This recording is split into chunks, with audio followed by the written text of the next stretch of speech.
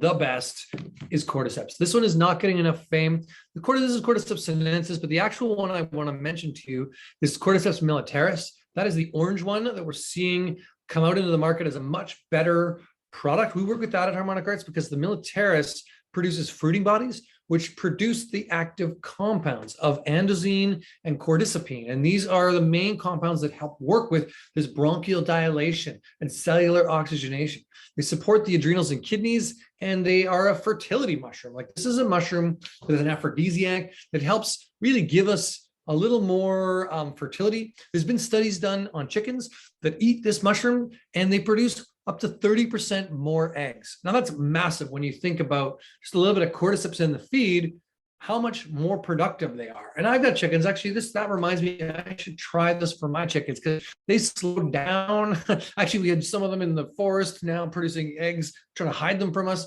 But long story short, back to our story, they help with fertility. They help with production of hormonal compounds that make us more vigorous, give us more drive, more energy. They're also cholesterol lowering. And there's a lot of new science coming out. When I was at the Mushroom Symposium, or not Mushroom Symposium, the Medicinal Mushroom Conference in China, in Nantong in 2019, many of the scientific papers that were being published were on this mushroom. Lots of new cordyceps in cancer, understanding the epithelial layer of cordyceps and all the different diverse chemistry that is there. The ability, actually, they're now thinking that cordyceps is much more of a myco community than an individual mycelium because of all the diverse DNA they're finding and genetic and chemistry that they can tease cordyceps into producing. This one likes to eat insects, right? So it's got a diversity, and there's just so many types of cordyceps that we're still just exploring. One of the talks was on 90 different strains of cordyceps that I saw. And that's like, whoa.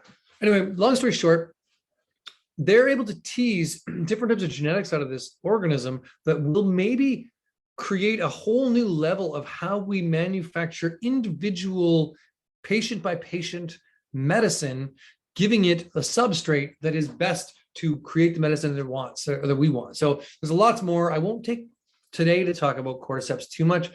Just know that the science is still coming out around this mushroom, and we're still exploring it.